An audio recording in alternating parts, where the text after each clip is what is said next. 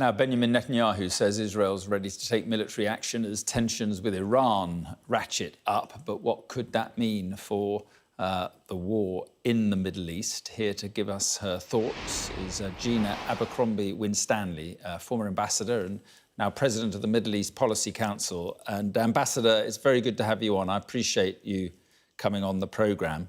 So Joe Biden could not have been clearer that, about his support for Israel in the event of an attack by Iran. I suppose the question is, will it deter Iran? Well, it will certainly give them pause, absolutely.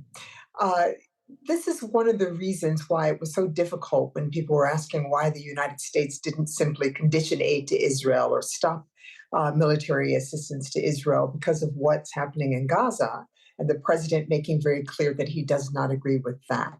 And it is that Israel is fighting on several fronts, not only with the northern border, with Hezbollah from Lebanon, Syria, Iraq, and the Houthis in the south. And we have made clear our longstanding military relationship with Israel means that we are going to support them in the case of an attack by Iran. So the president has not been happy. He does not want to be drawn into a wider war.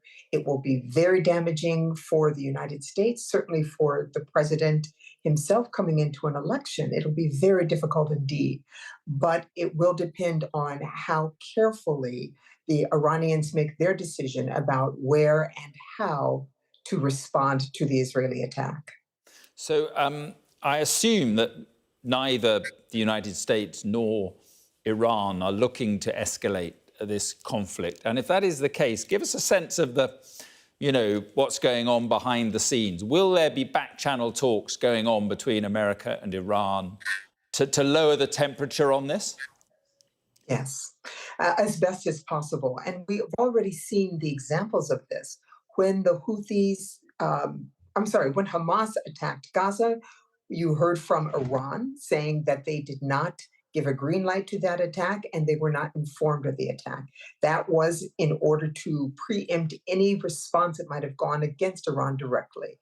The same way when Israel carried out the attack in Lebanon against Hezbollah targets, Iranian targets, then the United States communicated with Iran quietly that we had not had foreknowledge of that attack, nor had we green-lighted that attack. So those communications are going on. These two large powers are doing their very best not to see this war escalate and draw in more parties. The calculations that the United States and Iran are making are not necessarily the calculations that the government of Israel is making. We've seen that they are much more forward-leaning, willing to attack targets. They are far less trepidatious about responding when they deem it necessary to respond. Their calculations about whether to bring in the United States will be very different than the United States calculations. From Israel's perspective, there's probably an argument to be made to draw the United States in as robustly as possible. I mean, do you think the kind of diplomacy that is going on can prevent this from getting a lot worse? Do you have faith in it?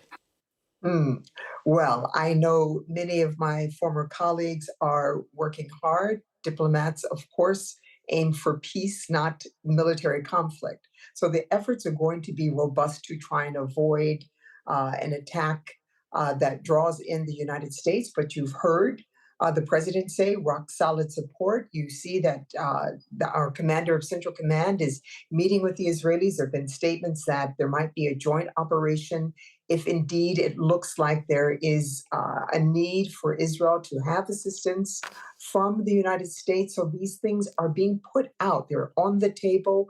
We definitely don't want the Iranians to miscalculate about the United States position, to question whether our support for Israel is going to waver. So we are being very clear about be careful how you respond to that attack.